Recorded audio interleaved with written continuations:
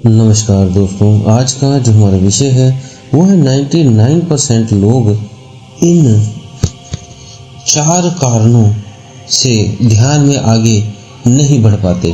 तो वो कौन से ये 4 कारण हैं वो जानते हैं, ताकि आप भी ध्यान साधना में आगे बढ़ सकें और कहीं आप भी इसी के कारण ध्यान में पीछे तो नहीं हैं। तो जानते हैं, आप सभी का हम स्वागत करते हैं आपके अपने चैनल आत्मा से परमात्मा का सफर। तो पहला तो जान लें कि जो साधक ध्यान करते हैं वो ध्यान में क्या करते हैं कि कभी ध्यान वो सुबह उठ के करते हैं 5 बजे, तो कभी उठ के करते हैं 6 बजे, तो कभी उठ के करते हैं 7 बजे और कभी 8 बजे। मतलब टाइम ध्यान का कोई भी नहीं है। जब दिल करता है वो तब ध्यान में बैठते हैं। जो शुरुआत करते हैं साधक, अगर वो इस तरह से ध्यान करते हैं तो बात नहीं बनती। जैसे आप देखते हो कि प्रत्येक व्यक्ति 2 टाइम या 3 टाइम भोजन ग्रहण करता है। सुबह और शाम को ज़्यादातर लोग भोजन करते हैं, या कई 3 टाइम करते हैं, सुबह, दोपहर और रात्रि को। तो ये उनका एक भोजन का समय है कि सुबह इतने बजे खाना खाना है और दोपहर को 1-2 बजे के बीच में खाना खाना है और रात्रि को 9 से 10 के बीच में खाना खाना है। या कई सुबह खाना खाते हैं 10 बजे और फिर दोपहर में जो है शाम को 6 बजे के आसपास खा लेते हैं। तो उनका वो फिक्स समय है। खाने को तो सभी ने एक विशेष टाइम फिक्स किया हुआ है, इतने बजे खाना ही खाना है। लेकिन ध्यान के समय जब बात आती है तब वो कभी किसी टाइम ध्यान करता है, कभी किसी टाइम ध्यान करता है। और ऐसा भी है, रात्रि को जब ध्यान करने बैठो तो रात्रि को सोते समय ध्यान करते हैं और कभी कभी पहले ही सो जाते हैं, कभी मोबाइल ही चलाते रहते हैं, कभी टीवी ही भी देख रह जाते हैं। तो कोई विशेष उनका वो समय नहीं, जब दिल किया तो किया। जब आपके भीतर 100% वो आग नहीं होगी ध्यान के प्रति, उस परमात्मा के प्रति, तब तक वो आप ध्यान में नहीं उतर पाओगे। ये बहुत एक कड़ी परिश्रम है, क्योंकि जब आप पूरी तरह से लगन उस तरफ होती है तब जाके बात बननी शुरू होती है। अब नौकरी को ले लो, या आप कोई शॉप खोलते हो, प्रत्येक डे आप रोज 8 बजे, 9 बजे, 10 बजे फिक्स टाइम होता है सभी का, उतने बजे दुकान खोल लेते हैं। और रात्रि के बंद होने का भी समय रखा है, 9 बजे या 10 बजे पूरे बंद कर देते हैं। ऐसे ही जॉब पे जब जाना है तो पूरे, जैसे 8 बजे का टाइम है तो आप 15 मिनट पहले निकल जाते हो कि ताकि 8 बजे पहुंच जाए। किसी का ऑफिशियल टाइम है 10 बजे पहुंचना है तो 15-20 मिनट पहले निकल जाते हैं। तो वो पहले 15 मिनट पहले निकलते हैं और 10 बजे पूरे ऑफिस में, जॉब पे अपने पहुंच जाते हैं।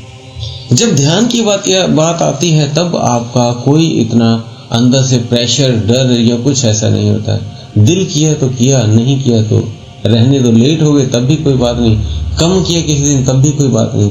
तो बात नहीं बनती। रेगुलरिटी चाहिए और प्रॉपर टाइम चाहिए, ताकि पूरे समय पे आप रोज बैठें। तो ये आपने गलती करते हैं तो इसे आप ठीक कर लें। उसके बाद जो है व्यक्ति दूसरा जो होता है वो ध्यान के लिए बैठता है और उसे कुछ अलग अलग तरह के अनुभव होते हैं। और जब वो अनुभव होते हैं तो वो कुछ अनुभव और कुछ उसे अलग अलग तरह की थोड़ी बहुत परेशानियां ध्यान में होती हैं, या कुछ उसके प्रश्न खड़े हो जाते हैं कि ये चीज कैसे करनी है। ध्यान में ये चीज दिखी है तो इसका क्या मतलब है।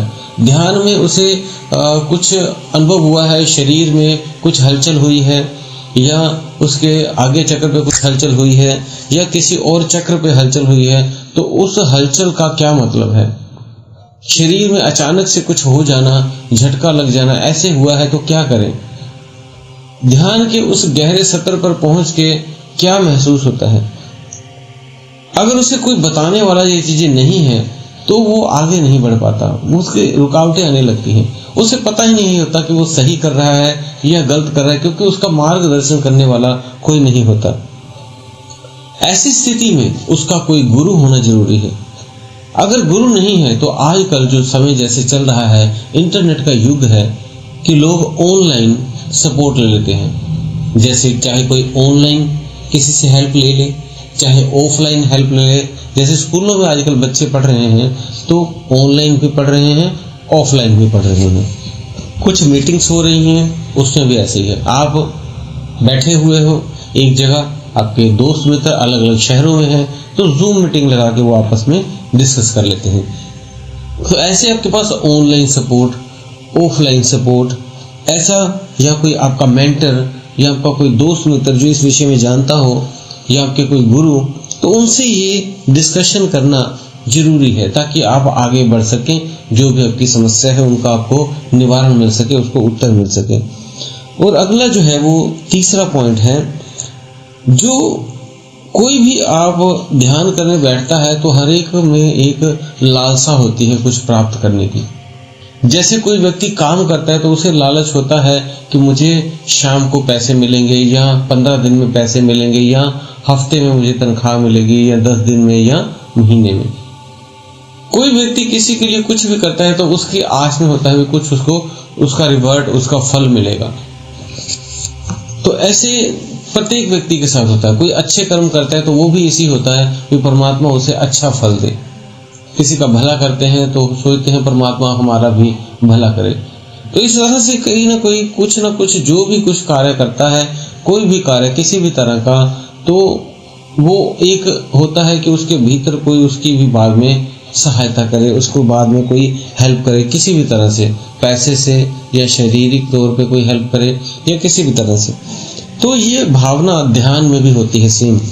जब व्यक्ति ध्यान करता है तो वो ये सोचता है कि ध्यान कर रहे हैं तो हमें चांद दिखे, तारे दिखे, प्रकाश दिखे, कोई शक्तियाँ मिल जाएं, कोई दर्शन हो जाए, अदृश्य जगत के कुछ मिल जाए, तो ये अनुभव मिल जाए, कुछ चक्रों का अनुभव मिल जाए। तो ये बहुत सी चीजें वो साधक सोचता है। तो जब वो सोच के बैठता है तब एक इल्यूजन उसके सामने खड़ा हो जाता है, या कुछ भी वो विचारों में तब्दील हो जाते हैं उसके जो इच्छाएं हैं, और वो विचार इतने ज़्यादा बन जाते हैं कि उसका जो ध्यान है वो लगता ही नहीं। तो ये आपने ध्यान रखना है तीसरे पॉइंट का। अब चौथा पॉइंट है जो साधक को रोज जो ब्रह्म मुहूर्त में उठना चाहिए। और होता क्या है, वो साधक नहीं उठते। हमारे प्राचीन काल में आपने देखा होगा, जो हमारे ऋषि मुनि थे, हमारे जो पूर्वज थे, आप ही अपने देख लीजिए, आपके दादा परदादा जो थे, आपके नाना नानी थे, आपने देखा होगा वो सुबह उठते थे और वो 5 बजे 4 बजे उठ जाते थे। अभी भी कई लोग ऐसे हैं जो 3 बजे से 5 बजे के बीच में अभी भी उठते हैं, गुरुद्वारों में जाते हैं, मंदिरों में जाते हैं। कई ऐसे भी व्यक्ति हैं। और गंगा घाट पे कुछ ऐसे साधु भी हैं जो वहाँ पे रहते हैं, वो सुबह उठते हैं ब्रह्म मुहूर्त के समय, नहाना धोना करके वो ध्यान में बैठ जाते हैं। तो ये ऐसे पुराने टाइम से ही हमारे चलता रहा है। तो आप भी ये करें, सुबह उठकर आप ब्रह्म मुहूर्त में उठें और हाथ पैर धो के, जैसे सुबह नहीं आपने नहाना है बिल्कुल 3 से 5, तो हाथ पैर धो के आप ध्यान में बैठें। ध्यान में बैठने के बाद आप उस कॉस्मिक ऊर्जा के साथ कनेक्ट हो जाते हैं। आपके सहस्त्रार पे, चक्र पे अपने आप एक वाइब्रेशन होती है जो आप अपने आप उस ब्रह्मांडीय ऊर्जा के साथ जुड़ जाते हैं, और वो ऊर्जा आपके भीतर उतरने लगती है। और जब आपके भीतर उतरती है तो समझिए आप उस ब्रह्म जो ऊर्जा है उससे आप कनेक्ट हो गए। अब आप जो भी कुछ मांगना चाहें वो मांग सकते हैं, जो भी आपकी इच्छा हो वो आप कह सकते हैं, क्योंकि आपका सिग्नल उस ब्रह्मांड के साथ जुड़ गया है। जैसे आप टेलीफोन करते हैं तो आप बातें करते हैं, लेकिन अगर आपके टेलीफोन की जैसे वो तार कोई काट दे तो आप बात करें, करते रहें, बोलते रहें, आगे पहुंचेगी ही नहीं। इसी तरह जब तक आपकी ऊर्जा आपके सहस्त्रार पे ना मूव करे तब तक आप कुछ भी मांगी जाओ, बोली जाओ, उसका कोई असर नहीं। लेकिन जब आपके सहस्त्रार चक्र पे खिंचाव और कुछ ऊर्जा का अनुभव हो तो समझिए आप उस ब्रह्मांडीय ऊर्जा के साथ जुड़ गए हैं।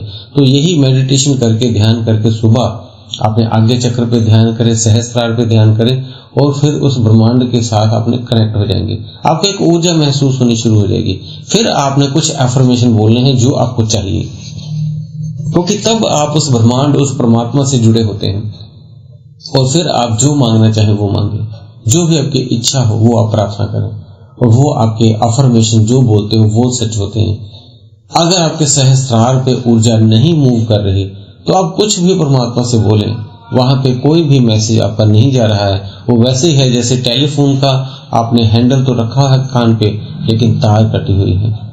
उम्मीद है आप समझ गए होंगे हम क्या कहना चाहते हैं। तो दोस्तों, इन चीजों को आपने ध्यान रखना है ताकि उस परमात्मा से एक हो सके। और अगर आप हमारे चैनल पर नए हैं तो चैनल को सब्सक्राइब कर लें, और दोस्तों वीडियो को लाइक जरूर किया करें ताकि हमें मोटिवेशन मिलती है, हम आपके लिए और वीडियो बनाते जाते हैं। और इसी के साथ आप सभी से हम विदा लेते हैं। धन्यवाद।